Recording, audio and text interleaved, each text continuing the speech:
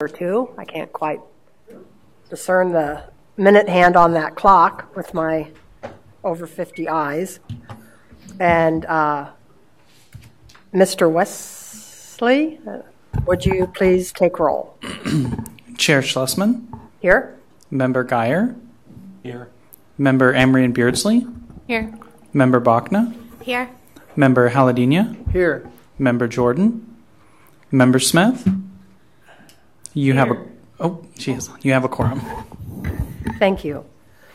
And as chair, I will. We don't have a chair's message on the agenda, but I would like to publicly thank my colleagues on this committee who have processed data.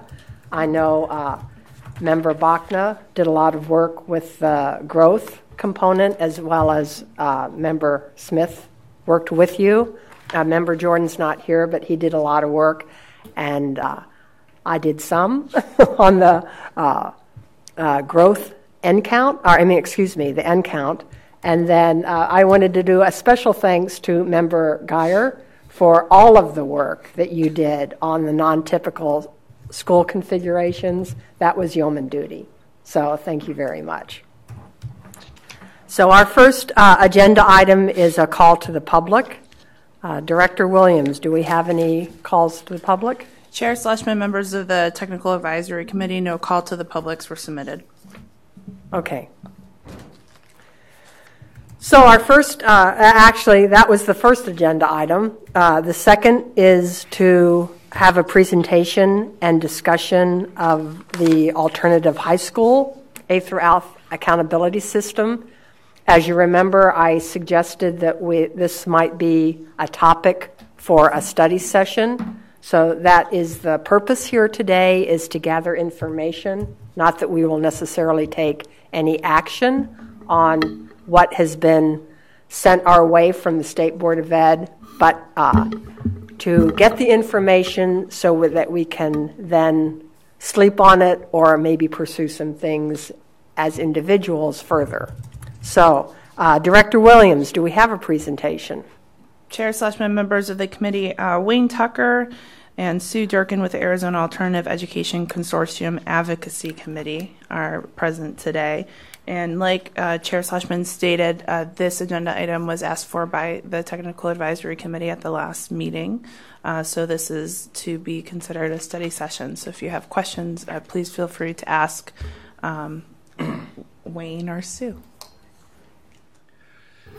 Thanks. First of all, I have a report from the American Youth Policy Forum, Civic Enterprise, that I would like to distribute to the members of the committee here. It is kind of, oh, I'm sorry. Let me grab one now. And the purpose of this report is to discuss some aspects of accountability for alternative schools, particularly defining alternative education, outlining various accountability systems, accountability measures, and the tools for continuous improvement. And Superman pose.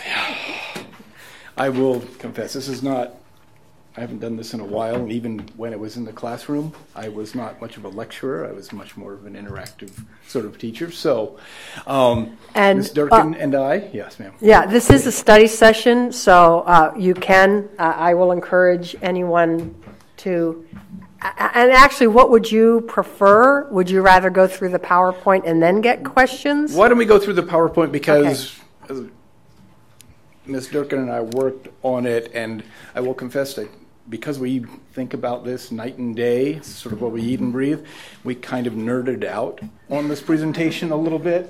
So there might be kind of a lot here. Some of it is very basic information, but I feel like it's important to get all of it out there because we're really glad to have the opportunity to come and talk to you about this and make this presentation to you.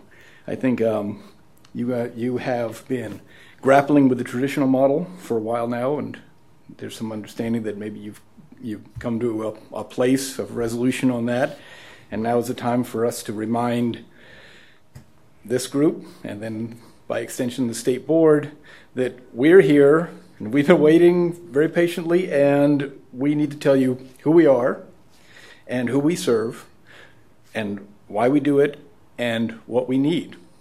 So if I can go, do I move this forward here? Yep. So, again, the statute, this isn't news to anybody, but the reason I brought this up is to reacquaint everyone with the idea that we actually educate students in this state through their 21st year. So the typical model of kids who are in school 15 through 18 is only a piece of the puzzle in Arizona education. 22 credits are required to graduate. About 2/3 of those are core courses. Another third are electives. By the 10th grade, we expect a student to have earned 10 credits, 2 credits in English, 1 in math, 1 in science, and 6 more electives. So as this works out, the bulk of our students coming into alternative education are overage and undercredited. So alternative education, as far as the state is concerned, is really essentially what it sounds like. It's just you do something different. You move away from the norm. You are trying to work with kids who don't necessarily profit from a regular environment. And alternative schools mean that the school has identified itself as willing to serve as a unique student population. And in particular, that student population who will benefit from a non-traditional school environment. So, just as a brief digression, I moved here from the Bay Area. I went to a kind of liberal arts college. All of my friends, when I told them that I went into alternative education, and it's been my entire career, they all have assumed that I sort of sit outside with Socratic circles, and the kids, and they take breaks to go practice their violin and things like that. And there are probably alternative schools around that do that. But let's face it, for the most part, what we are serving are these students with behavioral issues, returning dropouts, students who are behind on academic credits. They are often the primary caregivers. They're adjudicated. They're wards of the state. All of these things come together to make these kids statistically likely to become permanent dropouts from the educational system. My notes. So, alternative schools get their designation by, first and foremost, adopting a mission. And that mission says that you're going to work with these kids. You've decided, that, and you align your entire curriculum to benefit those kids. And then, every single year, we recertify that 70% of our students meet certain categories. In Arizona, the categories are these.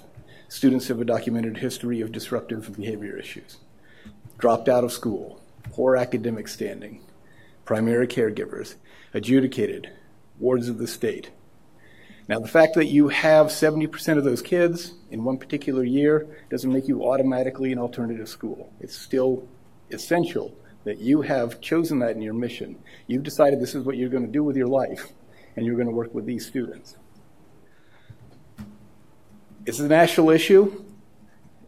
Lots of states, virtually every state is dealing with this in some capacity.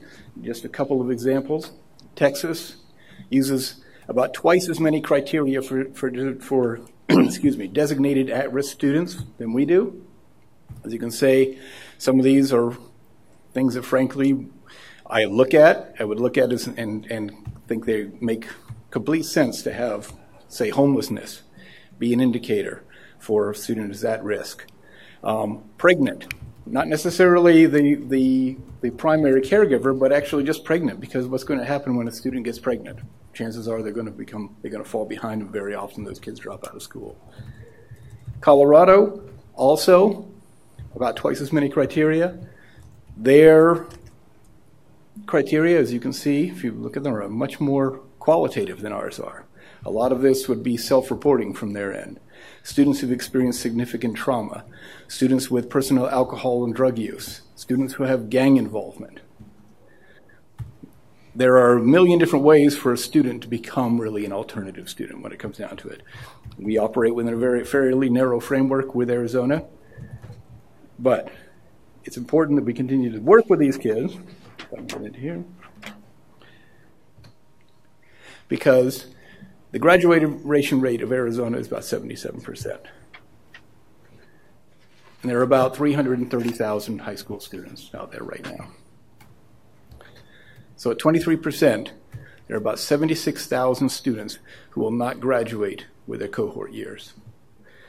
And given that we continue offering services until the 21st year, there's upwards of 304,000 kids. I say kids, anyone, even though you're 21. But these people are rattling around the state who may never earn their high school diploma, but they're eligible for one right now.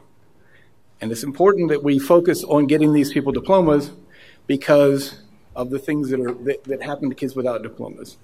This is a study from the Bureau of Justice Statistics. It's a 2008 study. Their own data, I apologize, is 1997. I haven't been able to find it newer. I don't know how often anyone does these studies. But as you can see, 1997, and I don't see any real reason why it would have changed a lot in the last 20 or however many years. But only 1 in 5 inmates in state prisons around the country has a high school diploma.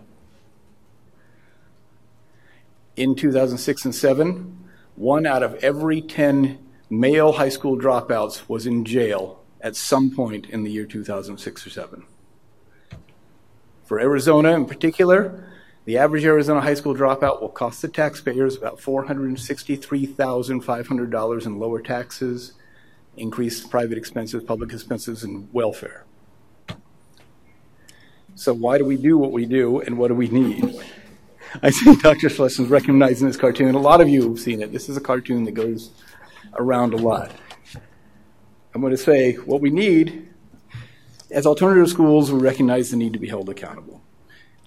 We're willing to be held accountable. We want to be held accountable. We want to be held accountable in a way that properly evaluates the work that we do. So ESSA dictates that states must set long-term goals, develop accountability systems that are aligned with those goals, and meaningfully differentiate between schools based on those indicators. We have to wonder if that's happening. This is from the American Youth Policy Forum, the same organization that prepared the brief that I just gave you.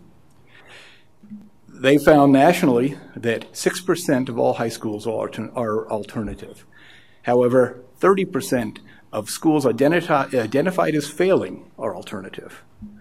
12% of all high schools could be identified as failing. 60% of all alternative schools, could be identified. And the question here is, are these bad schools, or are we using bad metrics? And I would say that the problem is that we are using bad metrics. This is an indicator comparing student growth in high-risk, as they call high-risk AECs, alternative education campuses in Colorado, with traditional schools. And the students aren't even on the same scale. So we cannot spend a lot of time comparing proficiency rates to proficiency rates. It's an inappropriate measurement for our students. Ultimately, we're looking for success. It's the Every Student Succeeds Act. Our American Youth Policy Forum defines it as a lifelong learner, someone who maintains a family-sustaining wage and is civically engaged. And we wonder, does college and career readiness look the same for every student? And we say it doesn't. And the question is, can we have rigor and flexibility? And we feel we can. An alternative pathway can lead to the same result as long as we have rigor and flexibility codependent in our heads, and we actually identify the needs of our students and we respond flexibly to meet those needs. So the state revised statutes. The Department of Education is supposed to appropriately assess the educational impact of accommodation schools and alternative schools.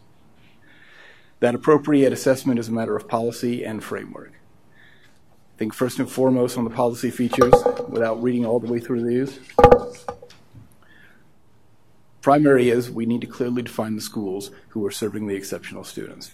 And again, those are the schools that qualify, have those numbers, and also have identified themselves as alternative schools by choosing that mission. And then we need to focus on individual student growth in both academic and non-academic indicators. And this is the reason for the difference between our accountability models. And you're all very familiar at this point, I'm sure, with the traditional model on the left. Ours on the right, the first thing that jumps out, of course, is the proficiency. We've asked the proficiency, which is really not a fair indicator of effectiveness of our schools, be reduced in importance. We've taken that extra 15%, we've dropped it down to the college and career readiness standards. Growth is critically important to us, but again, the growth measurements, I'm going to skip over these and circle back because I realized as I was editing late at night, it was like, But growth for us can be achieved by comparison of academic persistence. And academic persistence essentially are our kids willing to stay in school, even if they don't stay with us. If a student comes to us, gets some success, decides they want to go to another district high school because they want to play football or they want to join band or something like that, then mazel tov. That's great. I did my job. They're academic. They've become re-engaged with the education system and they've gone back to school. And also credits earned, because our kids are coming undercredited. So if they begin to earn credits, again, that's an indication of academic growth. That's an indication of a growing engagement with the academic process. So when we go down to the college and career readiness standards, for us, they look like things like their coursework and work study, their workplace readiness, their career readiness, their service learning, or learning a second language. Getting credits at a faster rate is an indication of engagement, of kids wanting to get that diploma, making that commitment, and then receiving scholarships. So these are things we've put into our our college and career readiness bucket for growth indicators for them going forward. Now, as a model, Dr. Schlesman has received letters of support or position statements from the National Dropout Center that supports this sort of approach, Momentum Strategy and Research, the National Alternative Education Association, and TESOL. All of these things sort of come together because we take our kids as we find them. And this particular graphic is something that we in the Alternative Consortium have used to sort of give us sort of a one-page description of what we do and why we do it. Our kids come in anywhere along this continuum. Very, very often, our kids are coming in just barely able to get it together. The only thing they have going for them as far as education is they aren't willing to quit just yet. So getting them to control their impulse, to change the attitude, to start to become confident enough to want to be able to come in and take questions and engage in a class. Then they start to improve their attendance and increase their timely arrival, reduce their tardiness, engage in group activities. Then they start improving on test scores, getting better grades, starting to master subjects. Then they start actually passing courses and earning credits. All of this is growth toward that success point, that thing where we talk about students who can become lifelong learners, can sustain their families with a wage, and become civically and positively civically engaged. Those are the things we're looking for. So for us, that's success, and that's what we have to be measured on, and that's why we've built the model that is before you to sort of capture some of the work that we do. Now I'm going to back up because it was very important. We were just discussing this. There was some letters that went out from the ADE just yesterday to schools having to do with our graduation rate. Essentially, at this point, every single, virtually, I should say not, there are a couple that are not, but they're in rather strange situations that allow them to not be. But virtually every single alternative school is in trouble on its graduation rate. It's going to be identified as failing because ESSA demands that we graduate 67% of our students in a 4-year period. Even with a 5th grade cohort, we have a lot of trouble getting that. It's going to be difficult to graduate a student with his cohort if he comes to you in his junior or senior year with 3 or 4 credits. Again, he still has 4 years of potential high school career ahead of him. And we can either say, no, we're not going to take you because you're going to hurt our graduation rate, or we can say, yes, we believe in second chances. You're here, and we'll get you the diploma that you're looking for. So we've offered a number of alternatives for calculating graduate rate. There's one in bold because frankly, it's the one that makes the most sense. And that is, we identify the group of students in our schools on January 15th who are within striking distance of graduation, or reasonable striking distance, in this case, 3 credits. That becomes our cohort. The number of kids that graduate from that becomes the numerator of our rate, and we divide basically the number by the other, and we have our graduation rate. It's as simple as that. It's a 1-year graduation rate. It's the only one that really makes sense for schools like ours, and I don't know why we're not doing it everywhere. But we know that other states are considering this. No one has yet. We're hoping that Arizona will become innovators in this arena and take the bull by the horns and actually maybe advocate for this. Beyond that, we ask for best 4th, 5th, or 6th year, 7th year graduation cohort, or a more complicated metric of 1% increase up until we get to the school baseline average for alternative schools throughout the state. And just to illustrate how critical this graduation data is, I have from Ms. Durkin's schools here in Phoenix and Tempe a breakdown of the demographics of her schools. And if you look, you see that virtually every cohort is coming to her behind on credit. And being in that situation, it is very, very difficult to expect somebody to get to a 4-year graduation rate. Almost every student, if you see, especially, and as we go up, in the Phoenix school, there are a couple of true freshmen, fine. They're not behind on credits because they're not supposed to have any credits. But every subsequent year they're up, the number increases until you get to 100%. So all of these upperclassmen are coming in 100%. They're all behind on credit. This is the dilemma that we face as a graduation rate, and this is one of the things that we really, really, really need to work on to let alternative schools do our jobs. And any questions at all? What's the purpose of your presentation today? What are you asking from us? What am I asking for you? I guess the point of the presentation here is basically to put ourselves back on the map.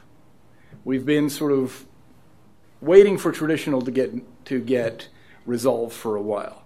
We have spent a lot of time in meetings with the Alt-Ag, myself, Sue, Ms. Jones here.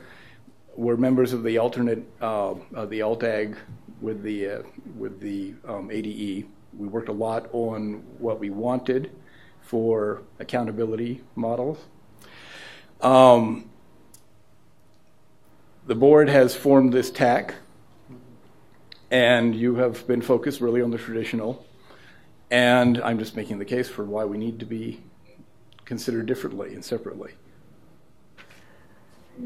And Member Haladina, and actually this is study session, so I think we can be less formal, but Tom, the State Board of Ed has assigned some questions for us to answer. We're not going to get to the questions themselves today, but the reason for Wayne and Sue to be here and start this is, and you remember I mentioned this at the end of our last meeting, that I wasn't sure how familiar everyone on the TAC was with alternative schools, so I thought it would be a good idea to get some background information. And so that is the purpose of Mr. Tucker's and Ms. Durkin's presentation, as well as some other conversation we're going to have.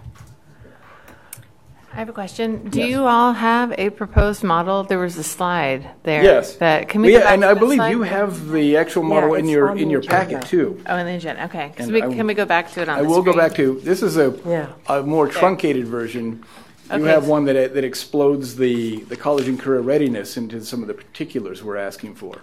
Okay, so here, just so I'm clear, the graduation rate is what you just went through in terms of how you'd like to calculate that. That's the proposition, right? Yes, proposition. And then is this model on the right something that's proposed on account of all the alternative schools? So there's consensus? This is what was achieved by consensus with the alt ag. So this is the proposed model that went. And AG is the Accountability Advisory Thank you. Group. Sorry. So it was the Alternative Accountability Advisory Group. It's an ADE convened group, and that group started working in October of, I'm doing in my head, like November 2016, and worked through kind of August. I think that the model that you see as the working draft was presented in August. Yes. And it was a working draft because it was put out for public feedback. There was an opportunity for public feedback. And then there were a couple of questions that even the alt-ag had about a few of the components. And they were and they brought those before the State Board of Ed. And the State Board of Ed had just then formed the TAC. So they said, well, we'll let the TAC talk about those questions. So again, today is not going to be talking about those questions, but more background about what alternative education is, what alternative schools, how that's defined in the state of Arizona. Okay, thank you. And I had, Yes, go ahead. And I had a couple other things from the presentation.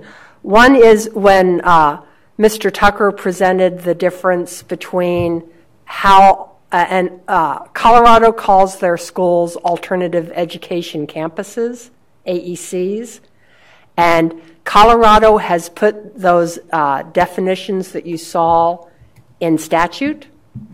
And I'm not sure about Texas. I'm not sure if Texas is in statute or not. But in Arizona, it's in rule. So the State Board of Ed defines what the categories are for student eligibility. Right. So that's a rule, not a legislated piece. And then I also wanted to clarify for this group what an accommodation school is. An accommodation school is run by the county and gets alternative school status. So it's just like a different word, but the same type of thing. And when we get to the framework, I had another clarification on that. So we're not going to ask probing questions about the model, or can we ask questions about the model, or what are we doing? Excuse me, sorry, was that? I'm just so interested in what you presented, and I have like lots and lots of questions. I'm happy to answer them. I realized as I was going through this last night, I said, God, I have a lot of slides here. So I kind of had my foot on the accelerator all the way through, and I'm really hoping. Well, we can spend hours on this topic. It's so interesting. But number one, proficiency. Obviously, your kids, the alternative school kids, have a lot of risk in their background. Yes. And risk predicts proficiency. There's a tremendously high correlation there. So Absolutely. These kids are predicted to have low achievement.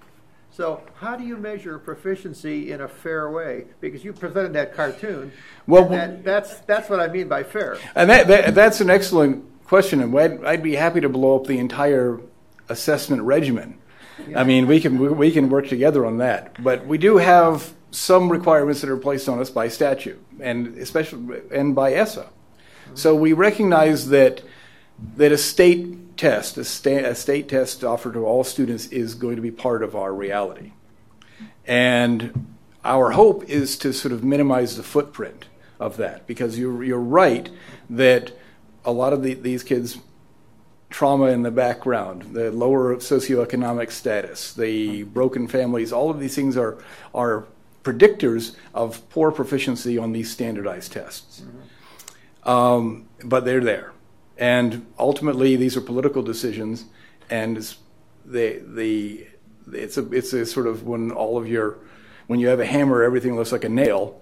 The voting public is going to want to see a test that the kids pass or they don't pass.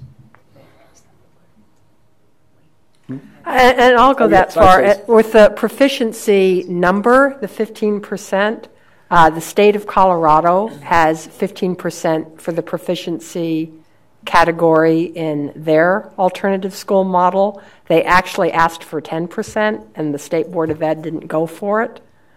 So that's, and I know and thank you for mentioning just because someone else does it doesn't make it right, because that, as you know, a form of the naturalistic fallacy, or the is-ought conundrum, as it is known in philosophy.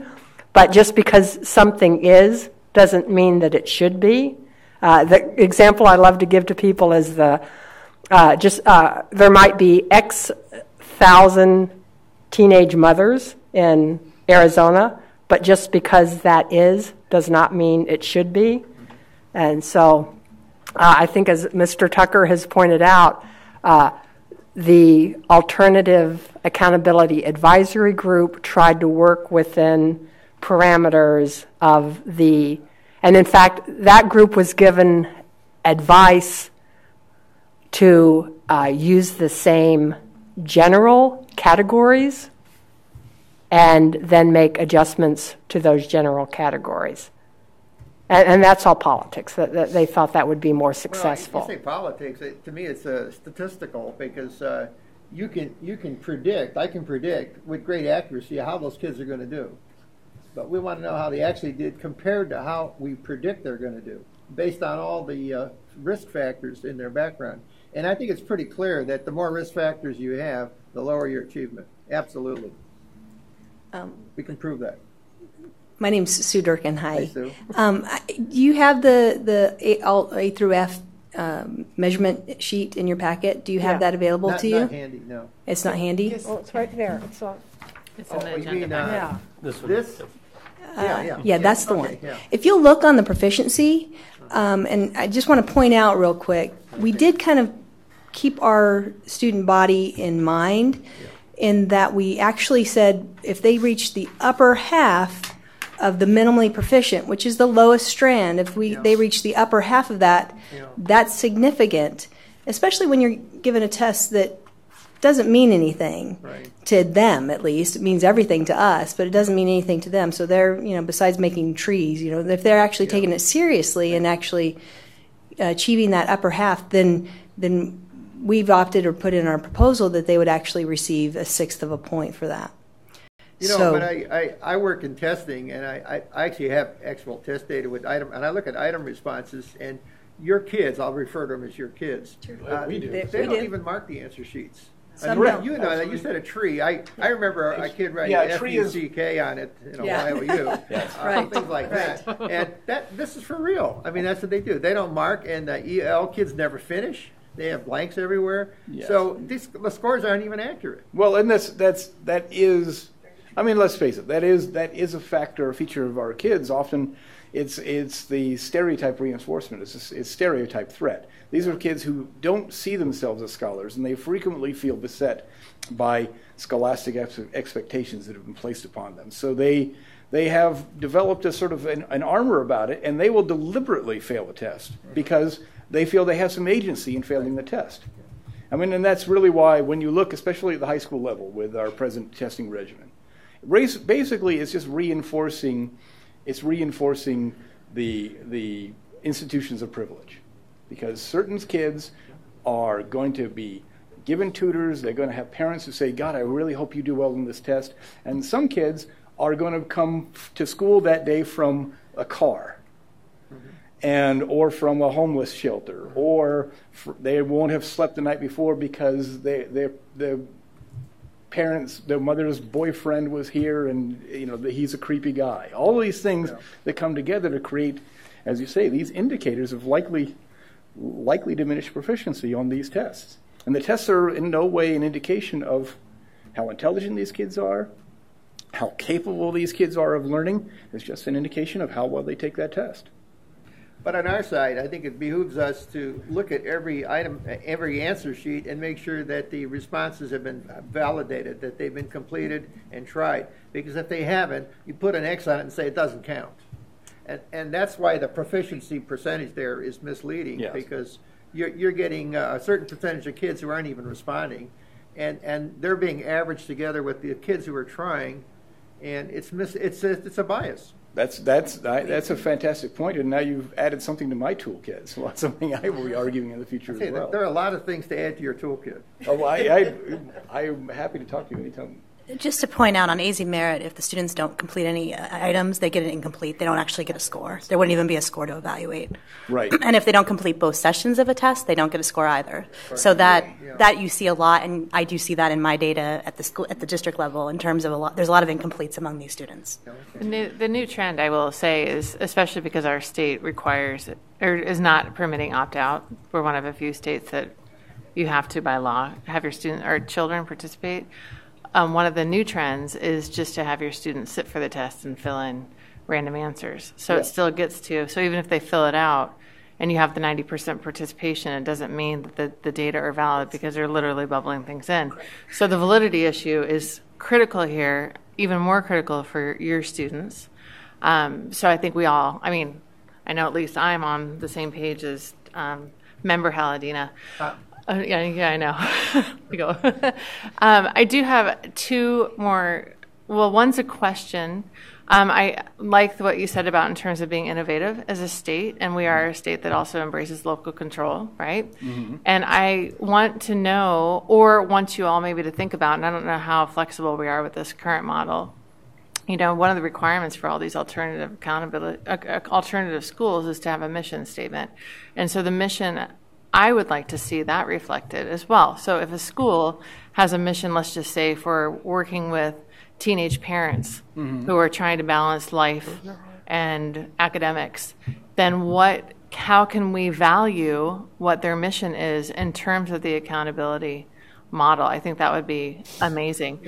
And of course, Member Beardsley, I'm glad to hear you say that, because Colorado does that with their AEC model, that they allow the school to have some flexibility in their choice of metrics that reflects the mission of the school. Right. So I think if we could broaden up, we still, I hear you in terms of having to work within these political regulations and mandates, but maybe if we could build in some more flexibility in terms of how we define growth, which you kind of talked about in your presentation, but also proficiency as per the unique needs of these individuals in the schools.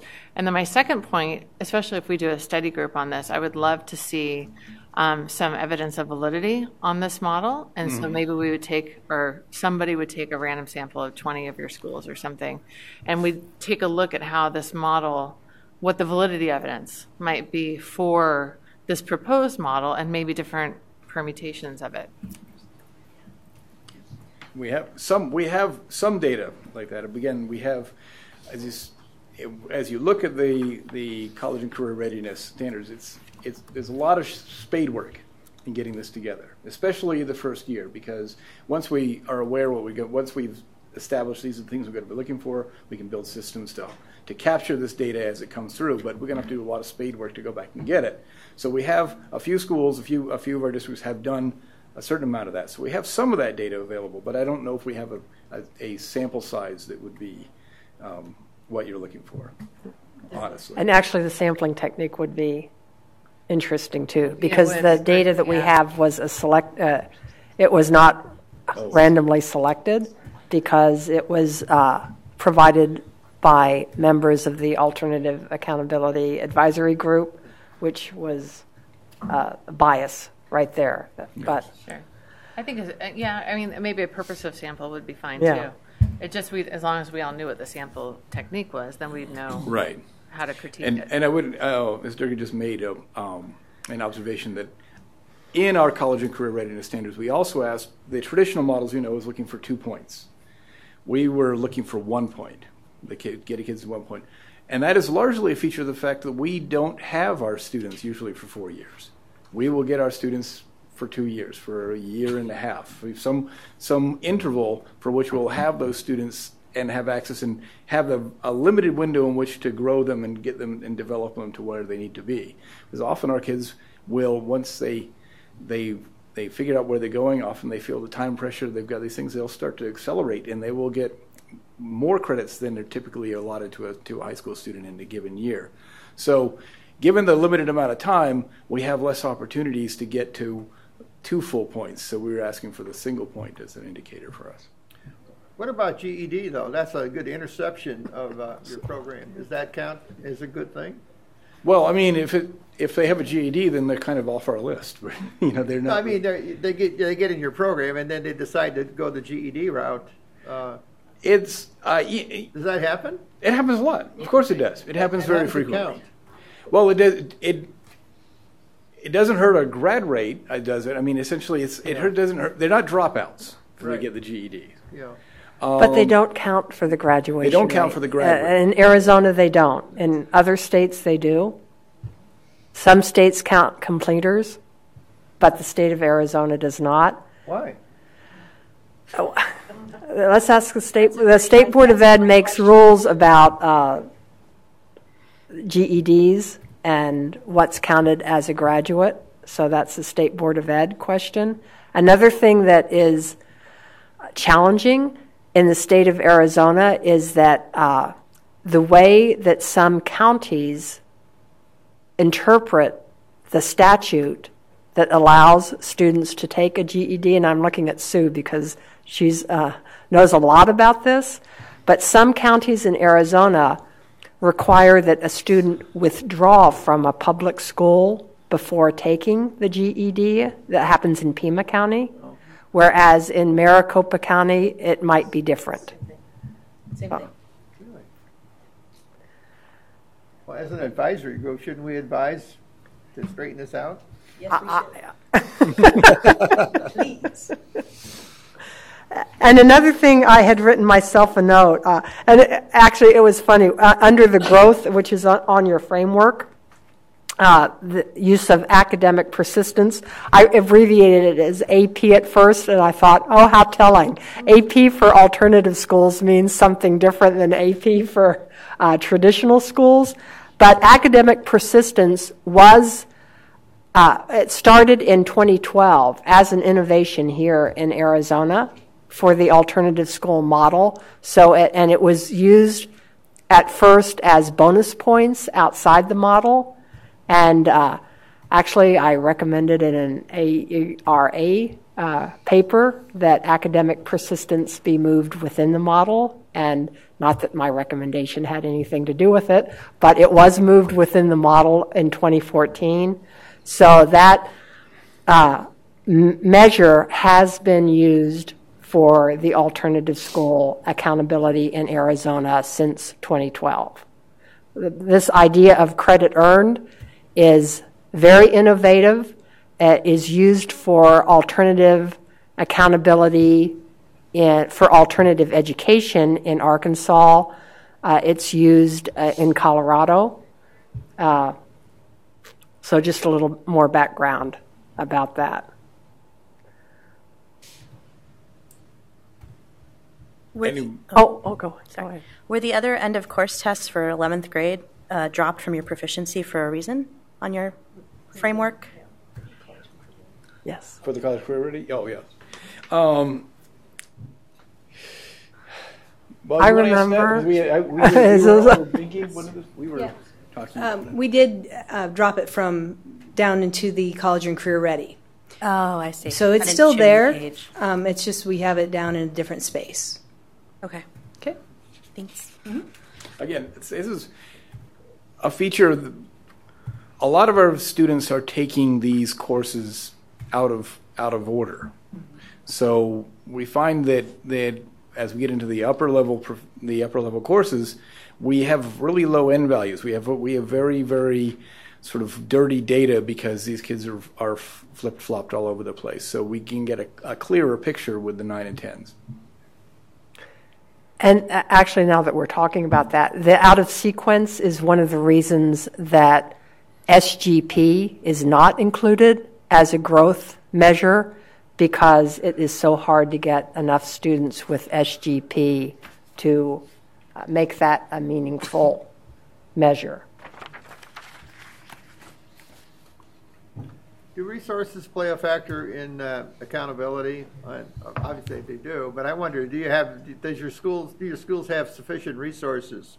And one of the things I'm thinking about is teachers. That being a teacher educator for many years, I know most of my students don't want to teach in those schools.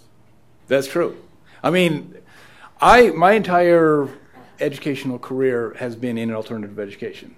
I sort of drafted into it, and I never looked back. I've never wanted to do anything else.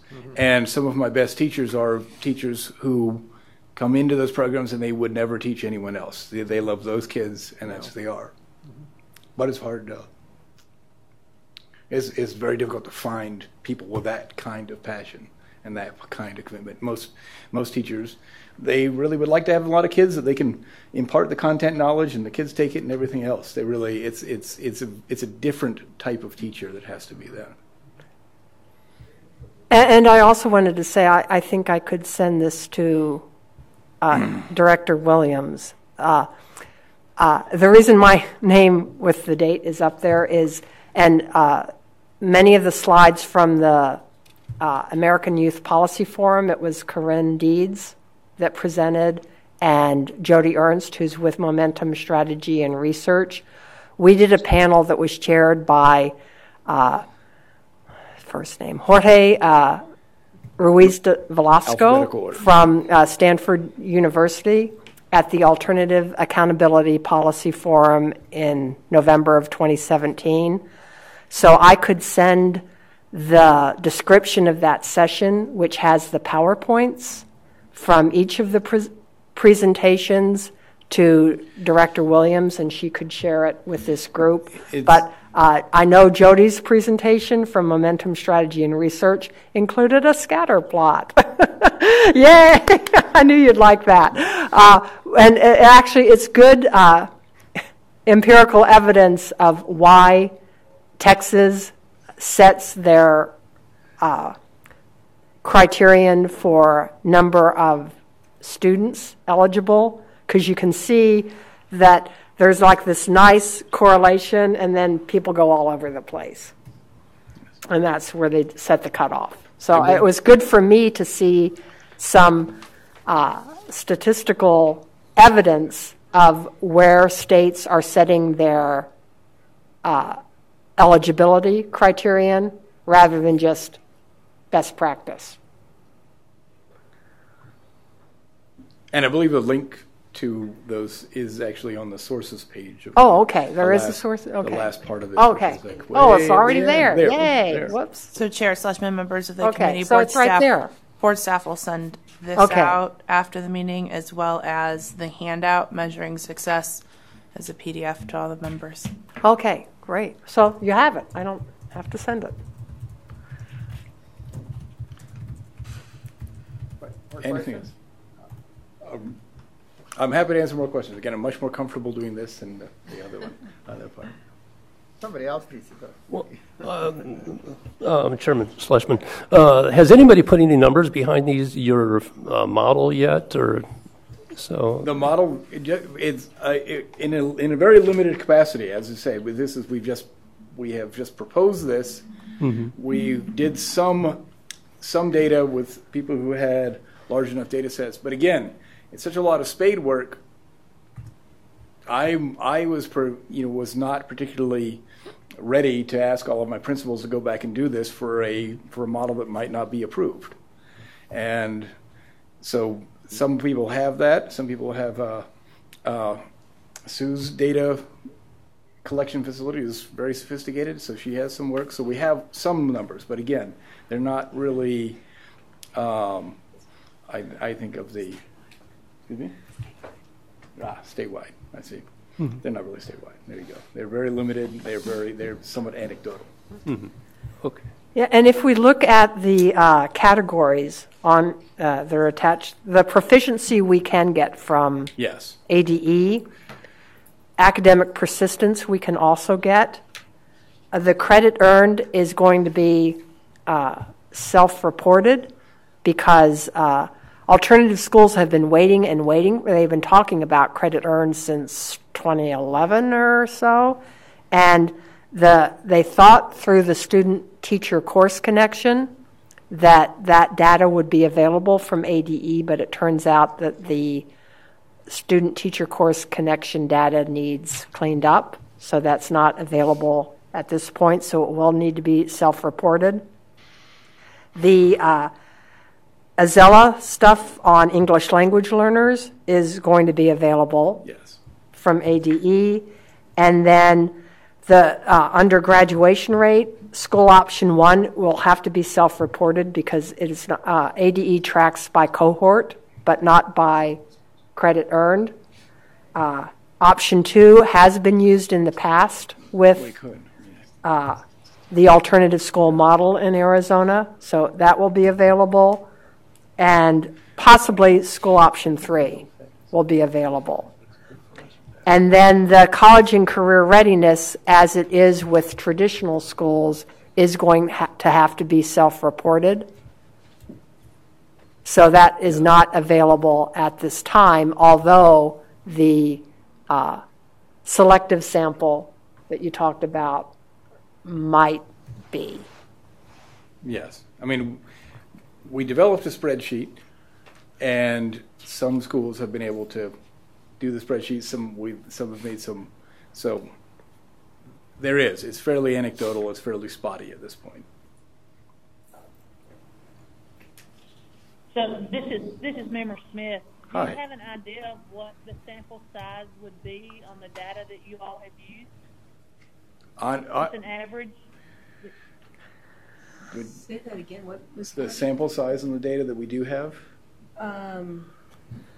I'd say, depending on, you mean per school average? Is that what she's asking? I just would anticipate those are pretty low based on the school populations. Yes. They are pretty low. I don't know if I could even. I think I had 300 students that I pulled CCR on. No, I had 400 students I pulled CCR. Yeah, Sue, if you could talk into the mic, especially so Member Smith can hear you because she's telephonic. Hi, Member Smith. At our school, we had about 400 graduates last year, a little fewer than 400 that I pulled CCR on. And so that was just two districts, basically.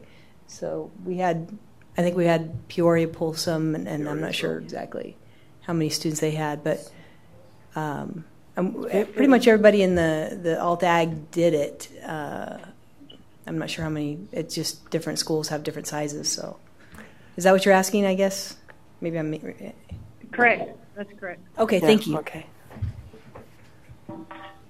The average size of and we got that from ADE. Thank you, ADE. The average size of an alternative school is less than 90, or less than 100, and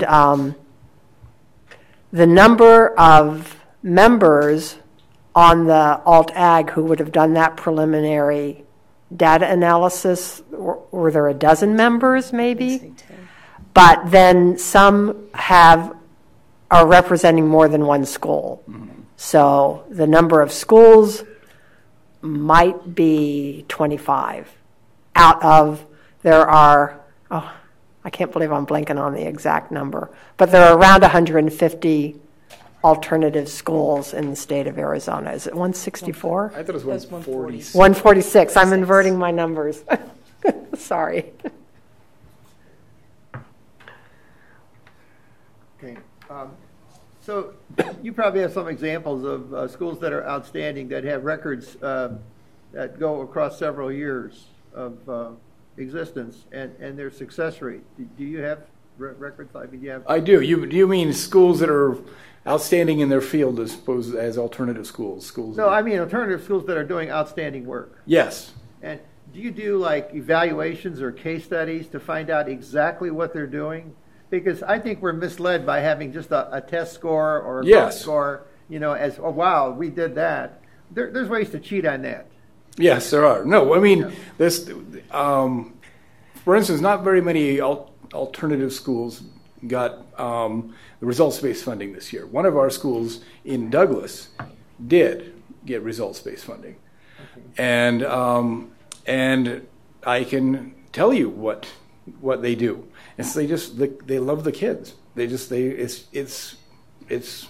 a community. It's an amazing community, and every single kid is cared for, and every single teacher wants to know what happens to every single kid, and it works. They've created a school culture down there that works. Working really hard to replicate it in every one of the other schools that represent in our district. Again, I was talking about a teacher who now works for Miss Jones, who was in our school in Yuma, down in San Luis. This is a school that is in sight of, you can stand in the parking lot and see the fence to Mexico. It's the same with the school in Douglas. That school, on its AZ Merit English 9, beat the overall state average. Because in the fall test, the kids did really badly, and the teacher cried in front of the class. And the kids loved that teacher so much they said, "We'll do it for you. We'll do it for you, Miss Ginelli." And they did it. And it was amazing. So that's what makes it work. Crying. Yeah, crying. I'll try anything, literally. But in this case, it was crying. I think we need more anecdotes or stories or case studies to use a researchy kind of term, case studies like this to show that it's not just test scores and growth, but it's what we're doing in the classroom, what we're doing in the school, leadership, teachers, organization, caring, the learning environment. Those kind of things are very important. Yes, we need to document that to show that it's not just focus on a test score, but focus on what's going on in the school.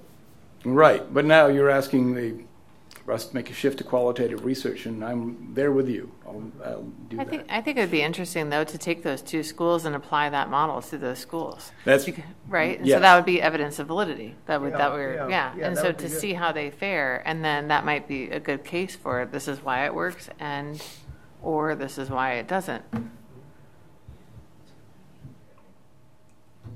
Well, I'm not sure how that would work, and I just have to say with our schools for our fall testing, in one of the schools, 4 out of the 5 tests that we took beat the state average. One did not, and that's okay.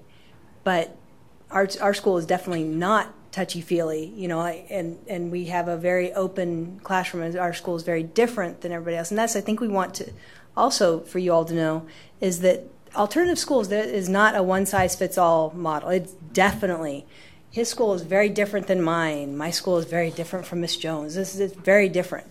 So to kind of say that and say, well, this something can be overlaid on other schools, couldn't happen. My school is very, students come in and they're treated like adults, so they clock in just like you would at a job. They have a certain amount of work that they have to get done, and then they leave. If they need help from a teacher, they get help from a teacher.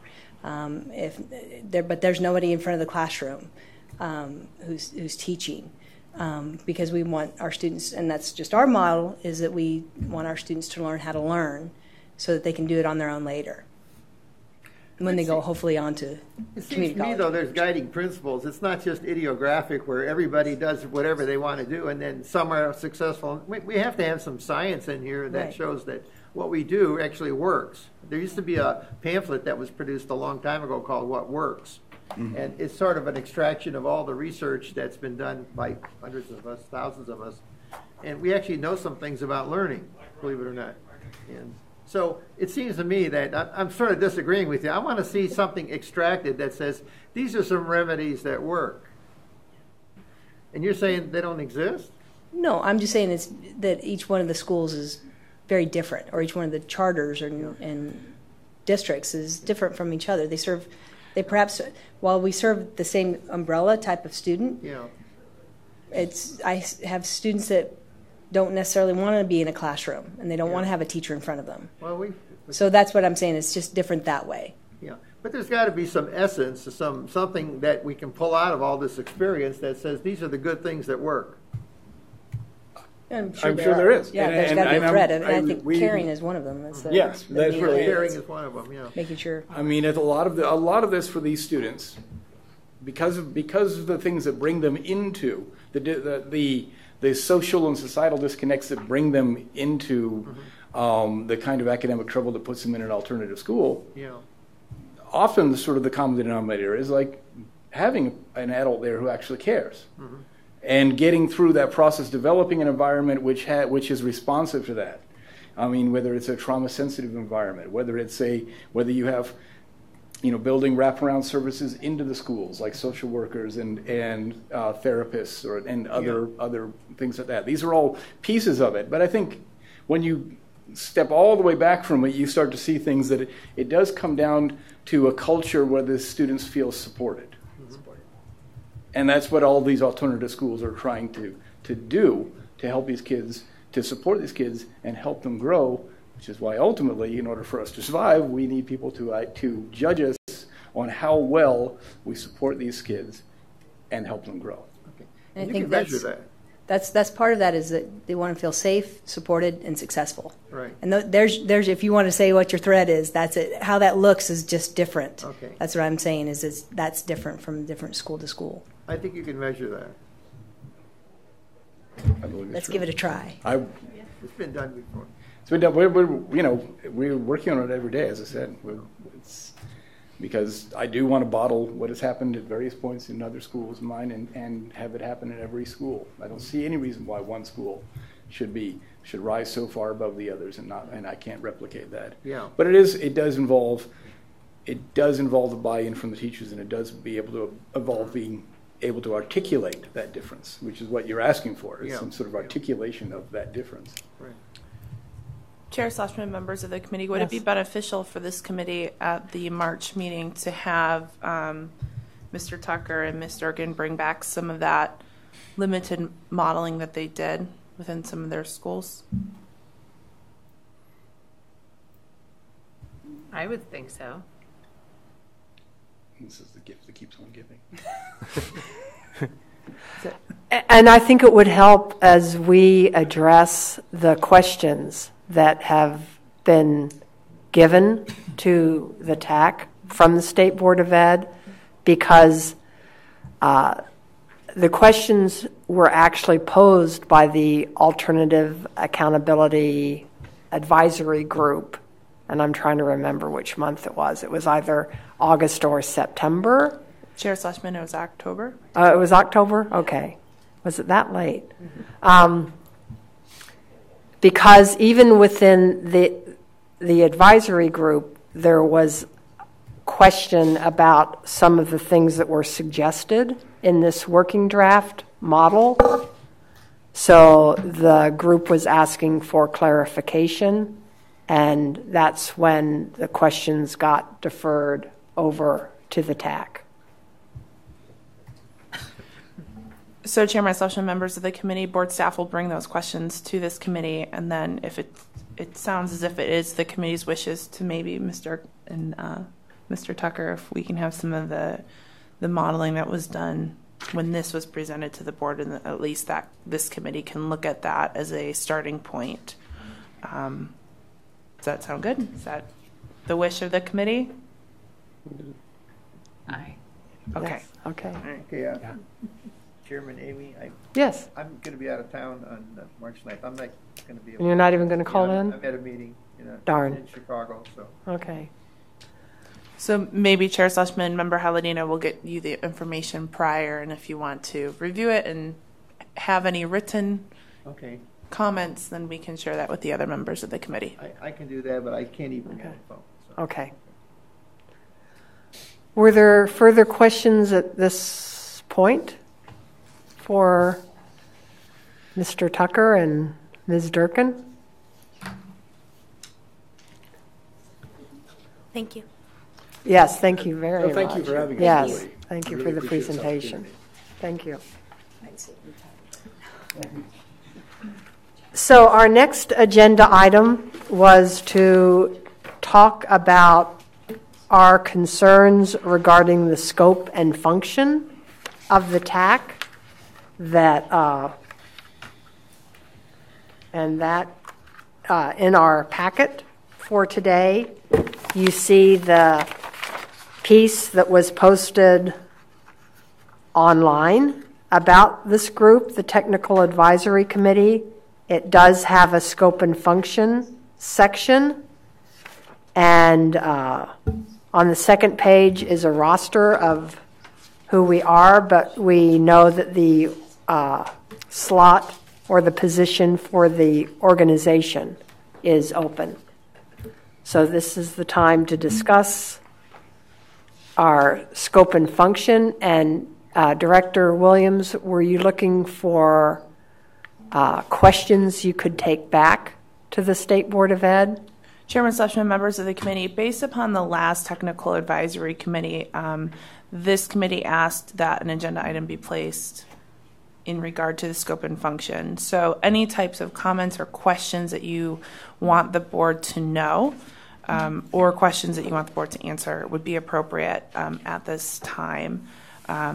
Also, the reason I included this within your packet is so that you could make any changes, or you think things need to be added, you could let me know so that I could share that with the board members.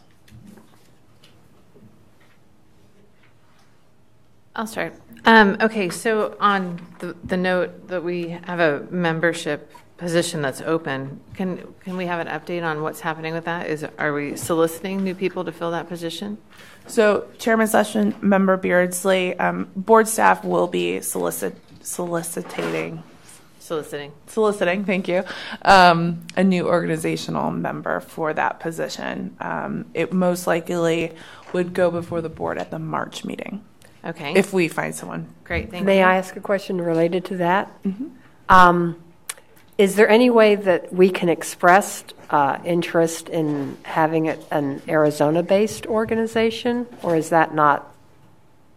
I'm asking the question because I don't even know the other TAC members if we think that's a good idea. So, Dr. Schlesman, members of the committee, just so for your knowledge, what happens is we send out notices that there's an opening on this position, and then we get applications from different people who apply for the position. We review those applications to make sure that the individual meets the criteria that's established within the board-approved paper that you have in front of you. But what we could do is we can also ensure that we're reaching out to organizations within Arizona to at least make sure that they're aware that there is an opening. If it's possible, I would like to underscore, and maybe the other members might agree, to have somebody, if we can make that recommendation to the board, to have somebody local in terms of representing an Arizona organization. And I would want that also. I'm sitting, but is anyone going to say anything other than nodding heads? Yeah, I would just agree with that because more of a local individual would be able to provide more Arizona context to the sorts of considerations with the charter schools and other unique schools in Arizona that we have to work with. I'm in agreement with that too. Yeah. Chairman Schlesman, members of the committee, I will make sure the board members know about your recommendation. Thank you. Go ahead. I have a question, and this would be probably for the board, and this is something that I think I brought up during the last meeting. So in terms of the school A through F system, to what extent do we have validity evidence? And we've actually brought that up, I think, every meeting. But also, to what extent are we fixed on this system as a state? Does the Technical Advisory Committee have any liberty working within but also beyond this system, or are we basically forced to work within the system and fix it? Thank you. Okay, I'll keep going. So on that note, the validity evidence, when we had member Hovanets last meeting, she passed out, or you passed out on her behalf, some charts from the National Assessment of Educational Progress data. And that meeting, I knew what number of states are actually using this, and I think it's 12. It might be 14. But I would love to have some kind of a study in terms of what's happening with the 12 or 14 states who have adopted this, including in Florida, which I believe that state adopted the A through F system there in 1998. So we should have about 20 years of data that could add to our understanding of what we think that this system will or may not do for us.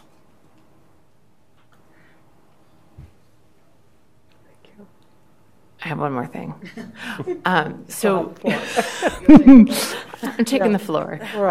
So we had discussions also about having a consultant working with us, and if we were to pursue that type of study, that maybe or perhaps that person could help us with that in terms of an analysis of the 14 states in terms of when they adopted and the effects. And that's it. So actually, I should probably wait as chair until everybody has a chance to speak, but I don't want to forget that I want to mention this. So I'll go ahead and defer until everyone has a chance to talk. Director, I'll wait. Director Williams. Yes, it would be useful to have some insight into how we're going to interface with any consultants that'll be provided by the board, both in terms of the analysis support, as well as any work outside of that they could provide us with any data products or anything of that. So I think that would be useful, just to know both in terms of the interface as well as how we would connect with the consultant.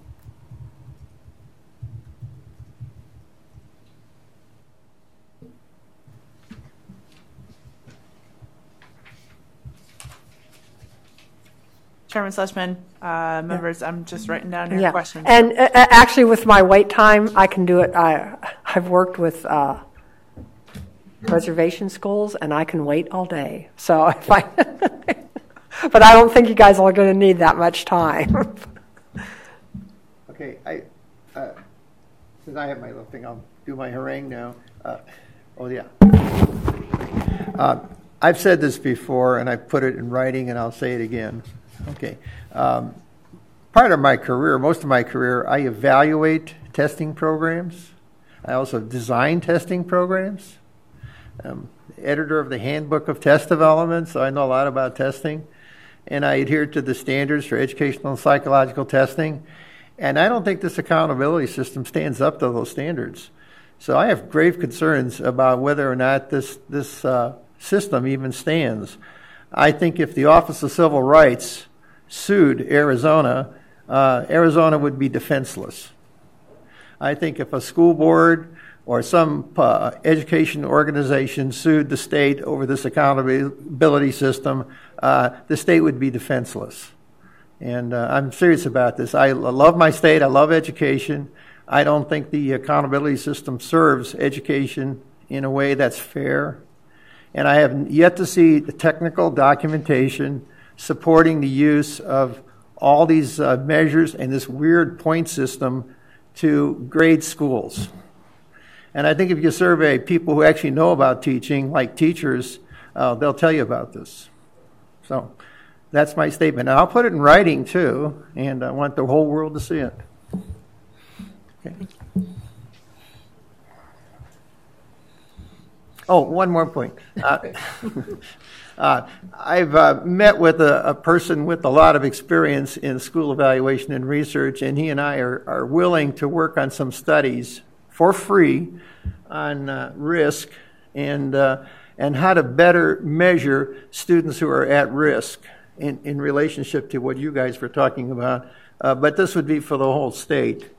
And so anyway, I think if the Department of Education will give us AZ merit data and risk data, we would like to do a little study And the reason I'm retired now, but I still like to do studies and publish studies. So I plan to publish the study too, so the whole world knows about the results. But I think it should affect the way the Board of Education in Arizona views the way we measure proficiency and growth. Because right now I don't think it's done accurately.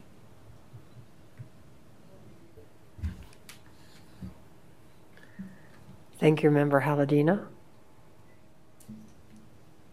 Members Smith or Bachna or Jordan, do you have further questions or discussion? No, I don't have any further questions. I think the other members have brought up some really good, valid points about the model and some of the questions that we have concerning the scope of our work. And so I really don't have anything else to add.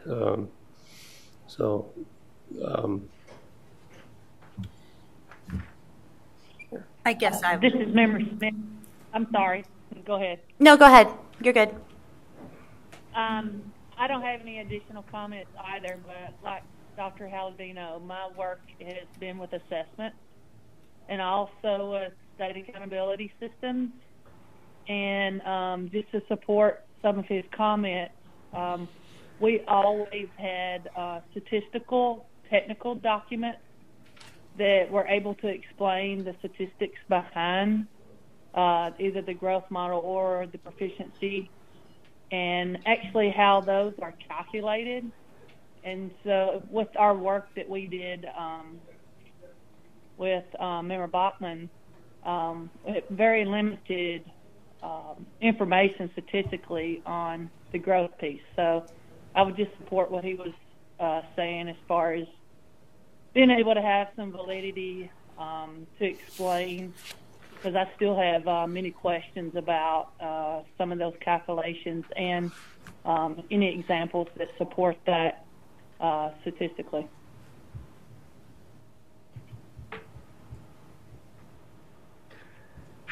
Member Bachna?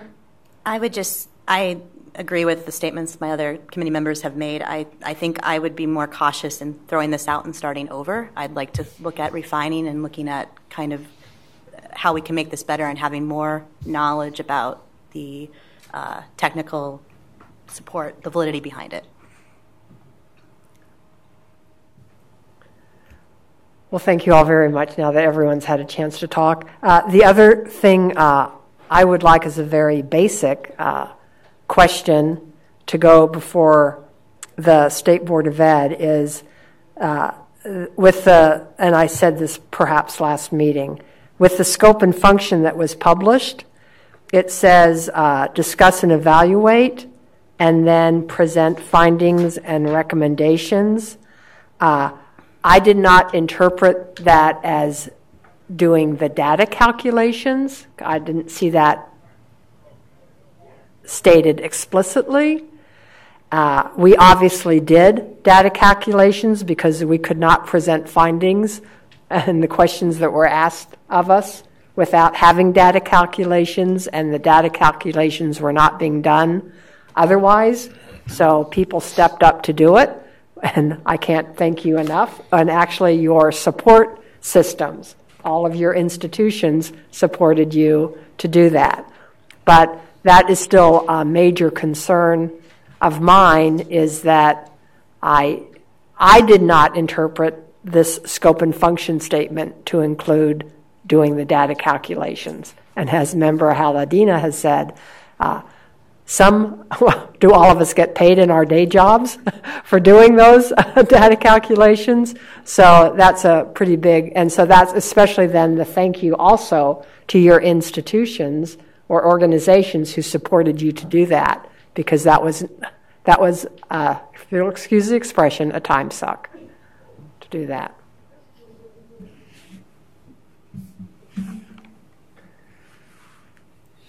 Director Williams, you've hired some people, or you're talking about hiring some people. How's it going?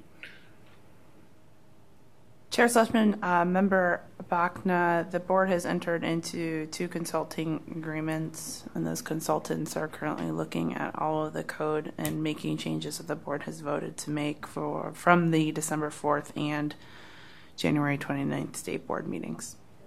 Thank you. Can I say one last thing, please? Okay. So I want to echo what everybody else said already, but also what Member Haladina said last meeting and Chairperson Schlesman said today, is that just because other states are doing this doesn't mean that this is right? And also what we all presented in terms of we are a unique state. We do embrace local control in many ways more than a lot of other states.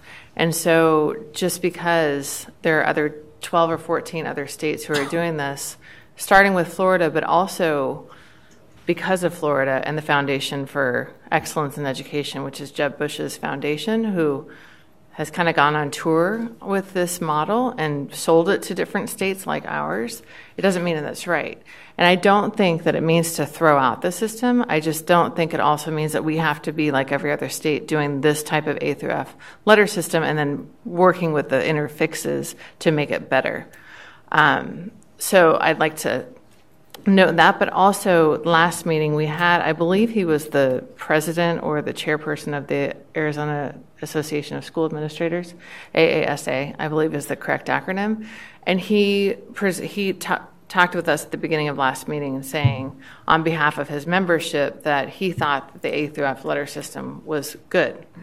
And I would love to have more information from the actual membership. I didn't have a chance to talk to him after that meeting to see if he was actually representing his membership on that, or if this is something that school administrators from rural schools, from alternative schools, from online schools, from all schools throughout the state believe is good. I think that information would be really of value to us also in terms of the way that we move forward or not with this model.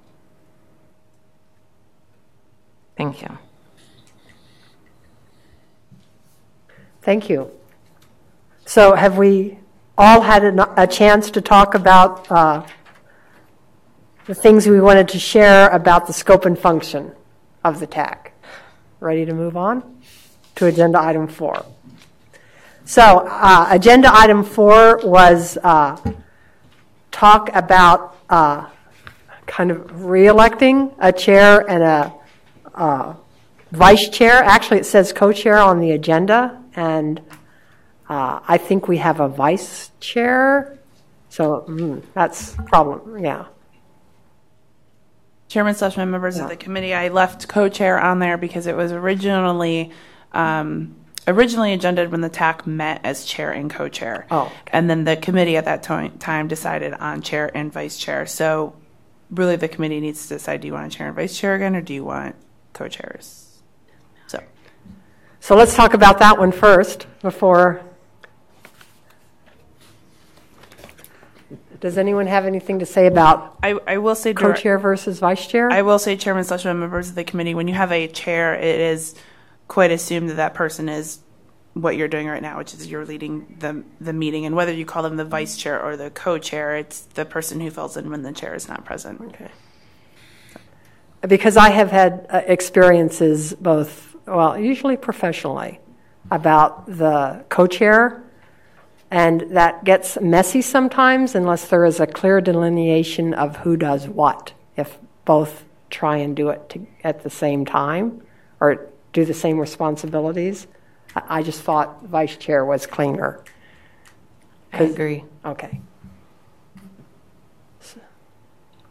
So I'm seeing a lot of shrugs, but a couple that feel strongly that we should. So can we do is the consensus of the group chair and then vice chair? Mm-hmm. Yes. Yes. We'll go for Yes. Yes. Okay. And so then going forward, yes, Vicki? I mean. She said aye. Okay, Member Smith. Yes. Thank you. So actually, I'm the one that brought this forward because, and actually with the meeting schedule now, if it stays regularly scheduled, it may not be as pressing, but I felt that as someone not in the Metro Phoenix area, if a meeting was called within 48 hours of another meeting, or changed at the last minute, that, and thank goodness, vice chair Geyer often stepped in, but it just seemed to me that it made sense to have a chair that was in the Metro Phoenix area. So that's why I brought this agenda item forward. So since we agree on that, I would like to nominate the person who has been vice chair, Vice Chair Geyer, to chair this committee because of those reasons. Just logistically, it seems easier to have someone in the Metro Phoenix area. And, of course, his leadership on the TAC also. I would second the motion and triple his pay. Ooh. Chairman Schlesman, we just have to check with Member Geyer if he's willing to. Yes, I am. Okay. So is there any further discussion? Who's our vice president? Vice chair. So we'll have to elect a vice chair because elect a currently vice it's, chair. yeah, then we'll have to. So all in favor of Vice Chair Geyer becoming chair, say aye. Aye. Aye. And So then, yes, because I don't even know how to, Dr. Geyer was vice chair, we need to elect a vice chair. May I nominate Dr. Schleichman to be the vice chair? You may. I second it. And double her pay. Yes, and as mathematicians, we all know what anything times zero is, right? Hey, my intention was to be Thank you very much, benevolent. member. So I guess I'll accept that nomination with your understanding that I do not reside in the Metro Phoenix area. Okay. Yes. So I guess so is there any further discussion? No, are you going to help me with? Well, I'm tongue-tied. So, vice chair. No, we haven't voted yet. So, Right. Chair Schlesman. Cindy made the motion, and Member Bachna made the motion, and Member Beardsley seconded. So you have to call for a vote. All in favor. Oh yeah. So all in favor? Aye. Aye. aye. Okay, one last comment. I should call opposed. What? Oh, no, it's okay. Oh, are you just voice No, it's vote? That's unanimous. okay. It's unanimous. Okay. Why can't we conduct a meeting like normal people do? I've been going to meetings for like 40 years now, and I've never been to a meeting like this. Vice Yeah, Chair we haven't finished. Schlesman, who's currently leading the meeting, Member Haladina, because this is a committee of the State Board of Education. If you recall from the first meeting, this committee is under the guidelines of the open meeting law, and there are some different procedures and orders that we must follow. I've been to open meeting law meetings, and we don't talk like that. Plus, what happens if we just behave like I do and just blurt out a comment? Am I in violation of open meeting laws? Am I going to be punished for being myself and speaking honestly and normally?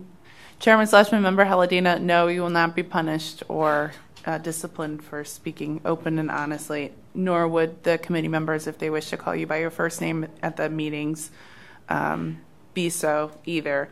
Okay. However, for my staff and for myself, we do keep a formality almost at all times because we do operate and work in a very structured and formal environment, and so we want to ensure that we maintain that formality. Okay. So, fellow committee members, you can act normal. Okay. Thank you, Tom. If you want. So, agenda item 5 is the future meeting dates and items for future agendas. The next meeting is, our regular meeting is scheduled March 9th at 12 p.m. It is a standing meeting. It's the second Friday of every month. And any other comments about future agenda items? I would like to propose 1 or 2 studies having to do with risk. So the plan would be to mine some data from the Department of Education, get as many risk factors as possible. So I could build a data file. I can imagine the data file. And it would involve grades 3 through 8 in reading, writing, and math. And so I want to propose at least 1 study, maybe 2 studies.